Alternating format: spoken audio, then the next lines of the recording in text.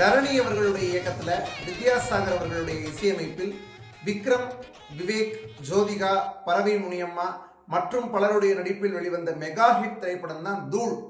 இந்த திரைப்படத்துல வித்யாசாகர் அவர்களுடைய இசையில பாடல்கள்லாம் ரொம்ப அற்புதமா இருக்கும். இதுல படத்தினுடைய கிளைமேக்ஸ்ல வரக்கூடிய ஒரு பாட்டு தமிழ் சினிமால ரொம்ப ரொம்ப வித்தியாசமாக படமாக்கப்பட்ட பாடல்கள்ல இதுவும் ஒண்ணு. ஏன்னா சண்டை காட்சியோட ஒரு பாட்டு வர்றது அப்படிங்கிறது தமிழ் சினிமால ரொம்ப ரொம்ப அரிது.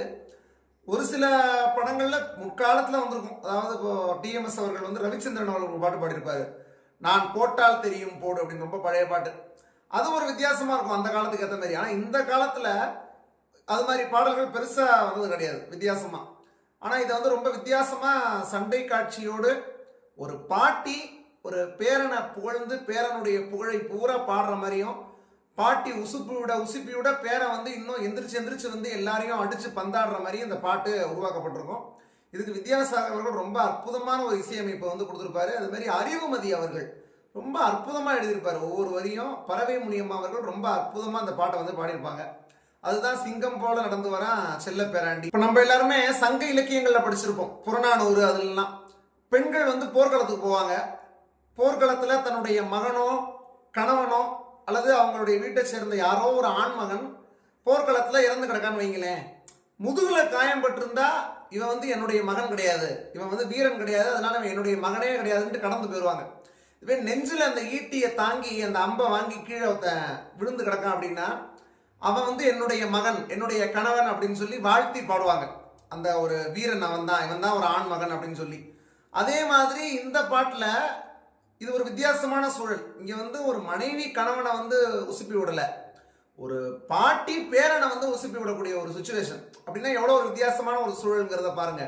அதுக்கு ஏத்த மாதிரி வரிகள் எழுதணும் அறிவுமதி அவர்கள். இப்போ இந்த பாட்டுக்கு பரவை முனியம்மா அவர்களை பாட வைக்கலாம்னு சொல்லி முடிவு பண்ணிட்டாங்க. வித்யாசாகர் அவர்கள், தரணி அவர்கள் எல்லாரும் சேர்ந்து முடிவு பண்ணியாச்சு. இப்போ இந்த பாட்டை எப்படி எழுத சொல்றாங்க அறிவுமதி அவர்கள் அப்படின்னா, தனித்தனியா எழுதுங்க. அதாவது படத்துல இது ஒரே பாட்டா வராது, அங்கங்க படம் ஃபுல்லா அந்த பாட்டு வர்ற மாதிரி ஒவ்வொரு காட்சியிலையும் சண்டை வரும்போது இது மாதிரி ஒரு ஆக்ஷனான சீன்ஸ் வரும்போது அங்கங்க வந்து பொருத்தலாம் அப்படிங்கிற மாதிரி தான் எழுதி வாங்குறாங்க வரிகள். அதுக்கப்புறம் அவங்க என்ன முடிவு பண்ணிடுறாங்க அப்படின்னா, அது மாதிரி பண்றதுக்கு சூழல் இல்லை, படத்துல ஃபுல்லாவே இந்த பாட்டு வர்ற மாதிரி வச்சிருவோம், கிளைமேக்ஸ்ல வச்சிருவோம், தியேட்டர்ல வந்து பார்க்கக்கூடிய ரசிகர்களுக்கு அது ஒரு பயங்கர ட்ரீட்டா இருக்கும் அப்படிங்கிற மாதிரி மாத்திட்டாங்க பிளானு. சொன்ன உடனே பரவை முனியம்மா அவர்களை வர சொல்லியாச்சு. அவங்க ரயில்ல வந்துகிட்டு இருக்காங்க. இப்போ அறிவுமதி அவர்கள்ட்ட என்ன சொல்றாங்கன்னா, வித்யாசாகர் அவர்களும் தரணி அவர்களும் இப்போ பரவை முனியம்மா வந்துகிட்டு இருக்காங்க, அவங்களை இங்கே தங்க வச்சிருவோம், ட்ரெயினில் வர்றாங்க, நீங்கள் நாளைக்கு வந்து இந்த பாட்டை வந்து எழுதி கொடுங்க அப்படின்னு சொன்னோடனே அதுக்கு அறிவுமதி அவர்கள் நாளைக்கு என்ன இப்போவே எழுதிடுறேன்ட்டார் அசால்ட்டா. இது என்ன பெரிய விஷயம், இந்த பாட்டெலாம் எங்களுக்கு எழுதுறதுலாம் சாதாரண விஷயம், அதெல்லாம் எழுதிடலாம் இன்னைக்கு அப்படின்னு சொல்லிட்டு அவர் சொல்லிடுறாரு. அந்த நேரம் பார்த்து சரின்னு சொல்லி இவர் எழுதிட்டோம் அப்படின்னு சொல்லி வித்யாசாகர் அவர்களும் தரணி அவர்களும் வெளியில் போயிடுறாங்க டீ கடைக்கு. அவர் டீ கடைக்கு போயிட்டு வர்றதுக்குள்ளே ஒரு பாட்டே எழுதி முடிச்சிட்டாரு ஃபுல்லாக. கிட்டத்தட்ட 4 சரணம் வரும் அந்த பாட்டில், எல்லாமே எழுதி முடிச்சிட்டாரு. அதாவது 4 தொகுப்பாக வரும். அதுக்குள்ளேயும் பரவை முனியம்மா அவர்களும் வந்துடுறாங்க. அவங்களுக்கு வந்து எழுத படிக்க தெரியாது தமிழ், அவங்க வந்து எழுத படிக்க தெரியாதவங்க. அவங்கள்ட்ட வந்து ஒரு பேப்பர் கொடுக்குறாரு, பாட்டு எழுதின பேப்பரை அறிவுமதி அவர்கள். எதுக்குப்பா தாளை ஏன்ட்ட கொடுக்குற அப்படின்னு சொன்னோடனே, பார்த்து தானே நீங்கள் படிக்கணும் அப்படின்னு சொன்னால், எனக்கு எழுத படிக்க தெரியாதுப்பா, நீ ஒரு தடவை படி, அதை நான் கேட்டு மனப்பாடம் பண்ணிக்கிறேன் அப்படின்னு சொல்லி அவங்க சொல்கிறாங்க. ஒரு 2 தடவை படிக்கிறாரு. 2 தடவை படிச்சதுலேயே அவங்களுக்கு முழு பாட்டும் மனப்பாடம் ஆயிடுது. ஒரே டேக்ல முழு பாட்டையும் பாடி அசத்தி எடுத்துடுறாங்க பரவை முனியம்மா அவர்கள். அதில் எப்படி போட்டிருப்பாரு வரியெல்லாம் அறிவுமதி அவர்கள் அப்படின்னா, ஆரம்பிக்கும் போது மதுர வீரன் தானே, மதுர வீரன் தானே, அவனை உசுப்பி விட்ட வீணே, இவனை உசுப்பி விட்ட வீணே, விசிலு பறக்கும் தானே, பேராண்டி மதுர வீரன் தானே, என் பேராண்டி வந்து மதுர வீரன் அப்படின்னு சொல்லி ஆரம்பிச்சு வைப்பாங்க. அதுக்கப்புறம் தான் பாட்டு ஆரம்பிக்கும்.